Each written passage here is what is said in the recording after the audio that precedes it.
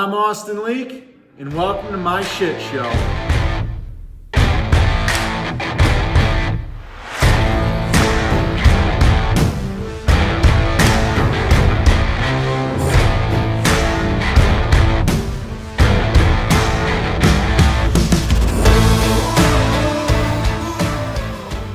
Another day, another video. I'm back, still working on the Triumph.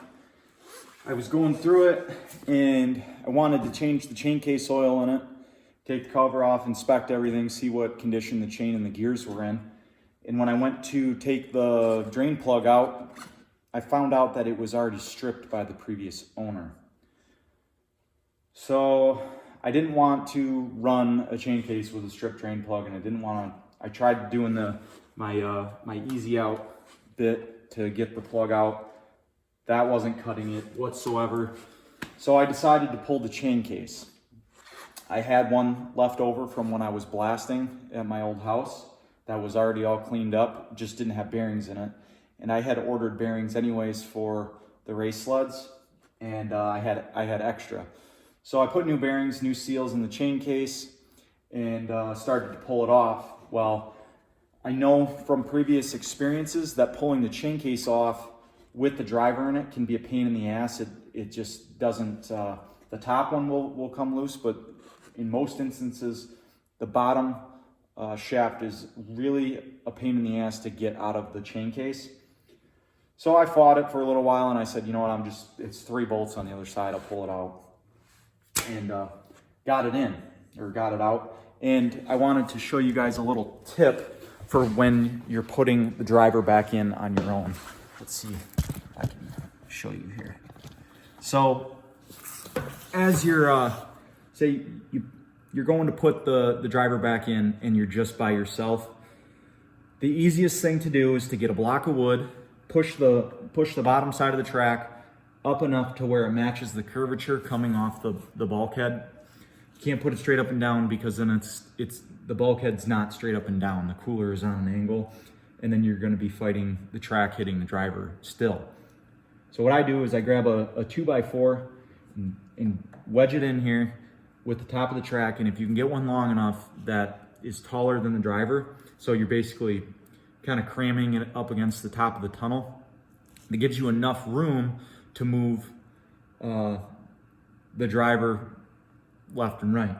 So when you put it back in, you want to start with the driver going in through the PTO side of the sled, and then you got to slide it into the chain case.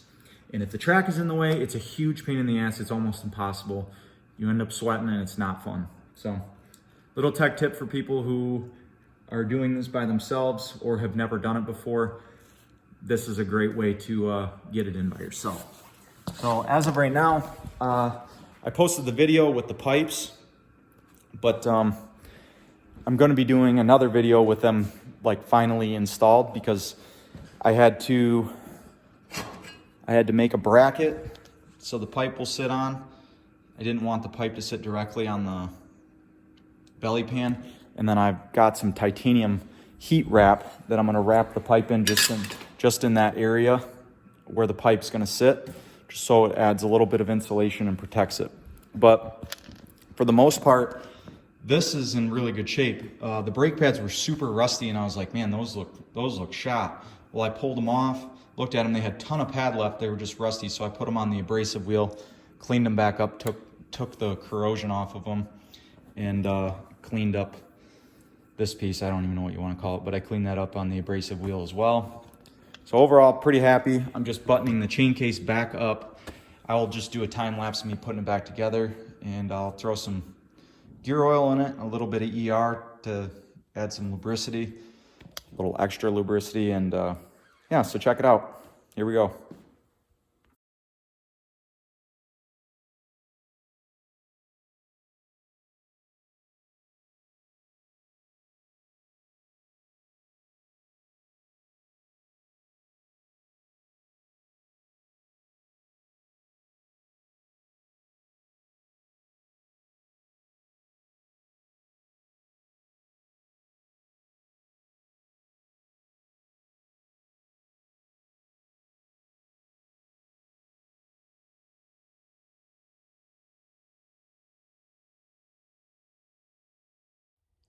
So that's it, new chain case in. I just have to add fluid to it.